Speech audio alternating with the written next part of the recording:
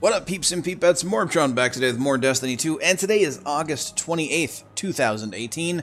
And what does that mean? That means that the 2.0.0 patch is here.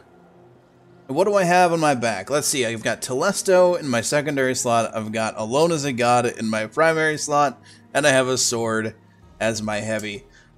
I don't know if you can hear the smile on my face right now, but oh, this is what I've been waiting for.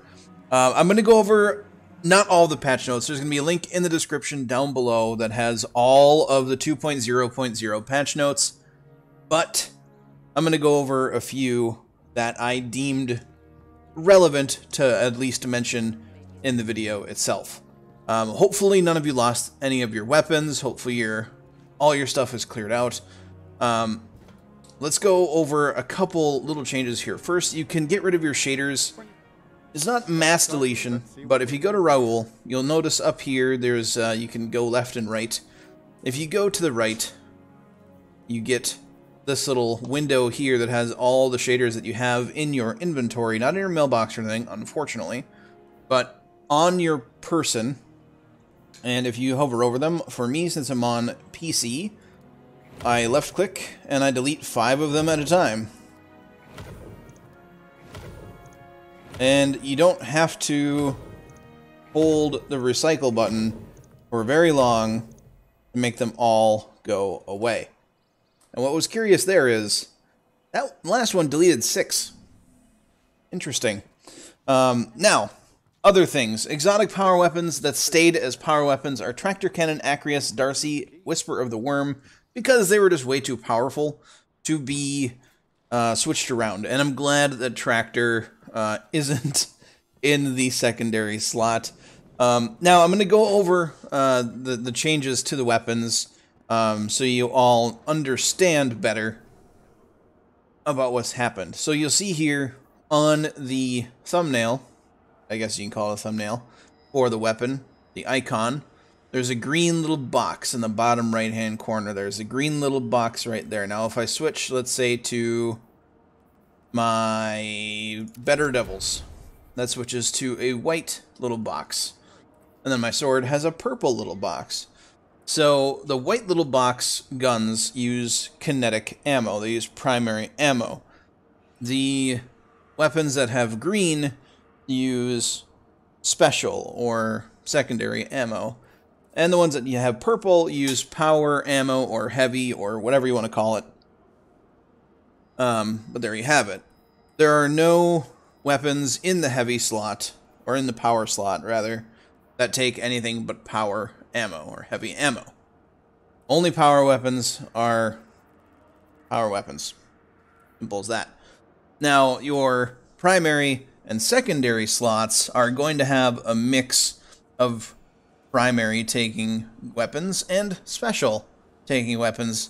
As you'll see here, my Hawthorns is kinetic, and it takes special ammo, same as my Alone as a God, and my Perfect Paradox, but my Vigilance Wing and my Crimson both take primary. Something that's interesting, Fighting Lion takes primary. Pretty cool, huh? But Truth Teller, which is a single-shot grenade launcher, takes special. There you have it.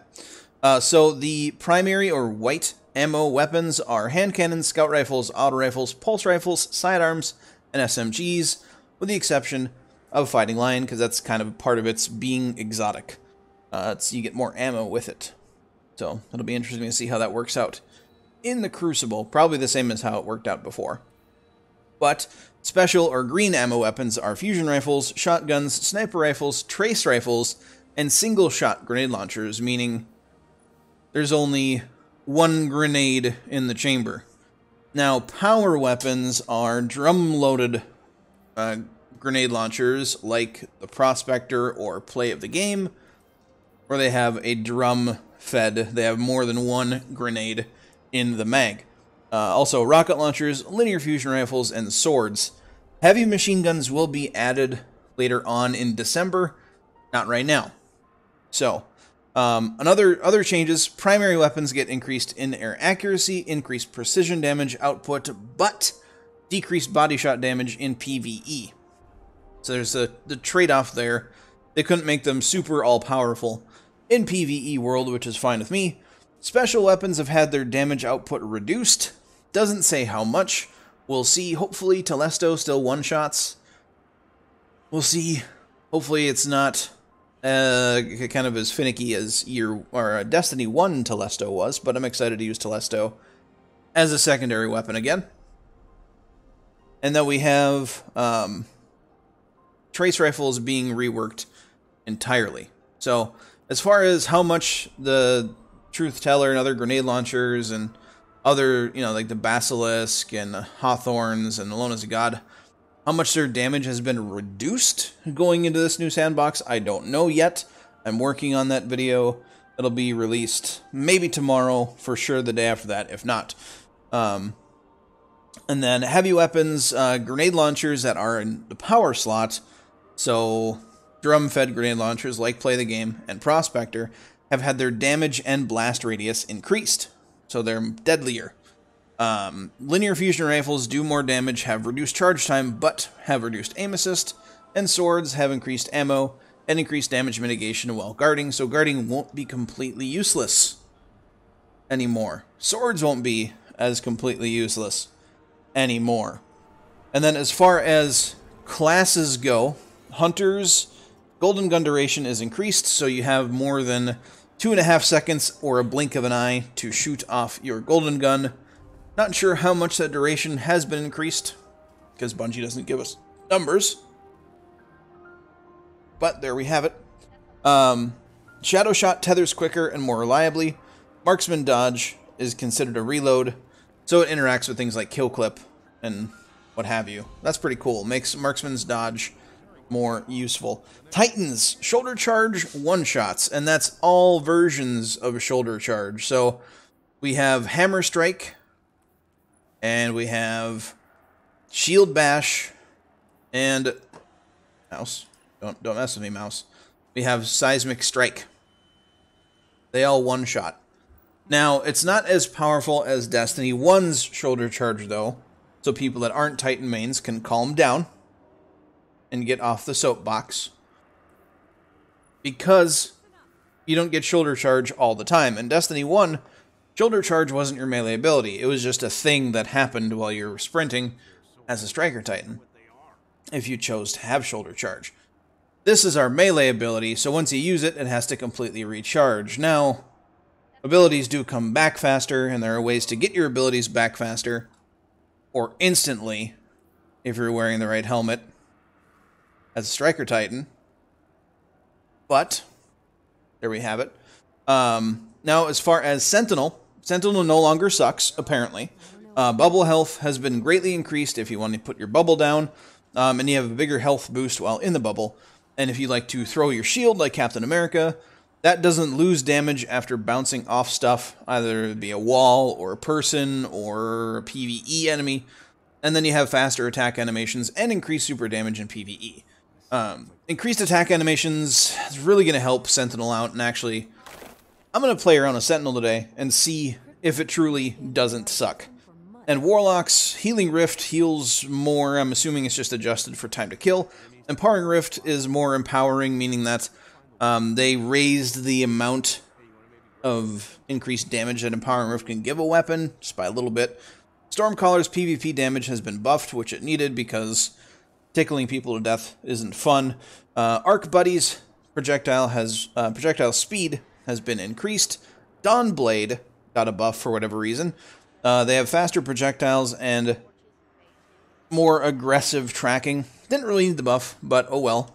And then for Voidwalkers, they reduced the time that Blink takes away radar in your HUD. And with the Attunement of Chaos, or whatever it is, with the slow Nova Bomb, you can buff your grenades without it consuming super energy, and that buff is stronger. Okay, so we're going on 10 minutes, and I've only gotten through a little bit, but the rest of the patch notes are in the description. I highly suggest reading all of them so you know what is going on with the game, because literally, it's like a new game. You'll notice I'm sitting here where Cade was. He's not here anymore. He's not dead yet. This Forsaken has not been released yet. We have to wait a week to go on that campaign. But he is apparently off exploring things. Now, as far as the game development side of things goes, it's the 2.0.0 patch. He might as well as not be in the game anymore because he's not in the tower. So Bungie says he's off investigating the Prison of Elders. Really, he's gone already. Because of that, there are no more Cade 6 treasure map videos. They're going to be coming out because there are no more Cade 6 treasure maps. We'll see what goes on in Forsaken with that, with like reset stuff. But right now at Banshee, you can still buy mods for whatever reason. I would not suggest doing that. I would suggest buying random mods for Glimmer throughout the week and then converting them and then destroying them to get mod components. But there you go. Now, as far as other changes to the map, we go to our destination screen here.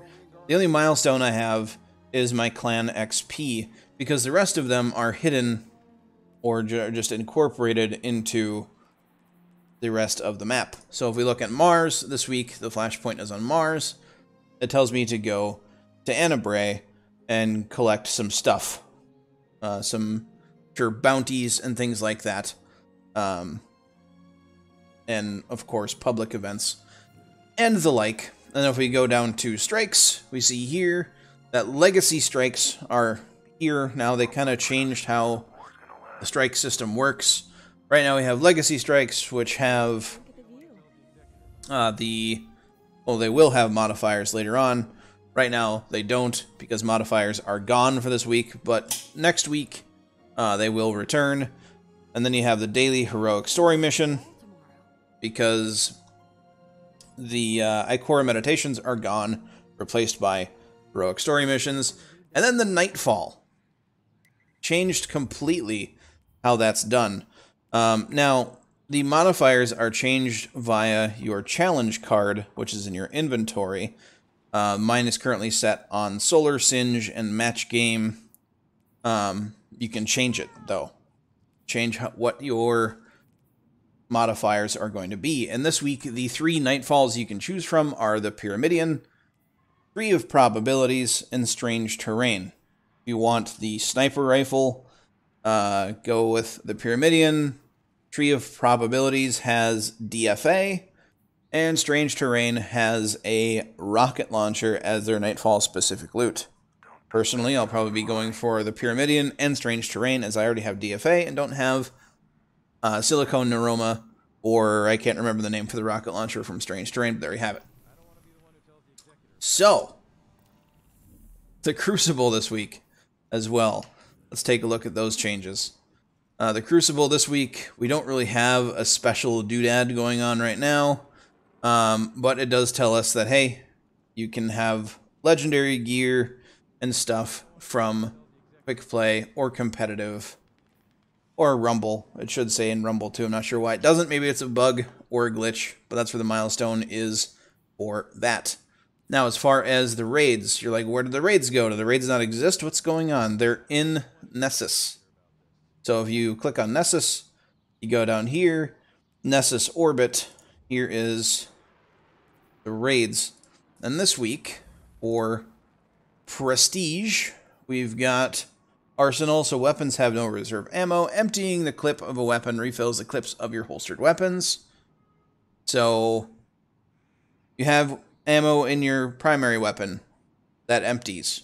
You refill your secondary ammo when your clip reaches 0 in your primary weapon. You empty the clip in your secondary weapon, your power weapon gets ammo.